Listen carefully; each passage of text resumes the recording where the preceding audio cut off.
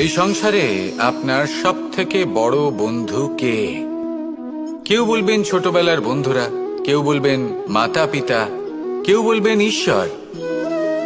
এবারে বলুন যে এই সংসারে আপনার সব থেকে বড় শত্রু কে? কেউ বলবে আপনার বিরোধী, সেই ব্যক্তি যে আপনাকে হিংসে করে, বা আপনার নিজের অহংকার, আপনার কুকর্ম। আমি বলবো যে এই সংসারে আপনার সব থেকে বড় বন্ধু হলো আপনার নিজের মন। এই চঞ্চল মনকে যদি আপনি নিয়ন্ত্রণ করতে শিখতে পারেন, তাহলে এর থেকে বড় বন্ধু এই সংসারে আপনি কোথাও পাবেন না।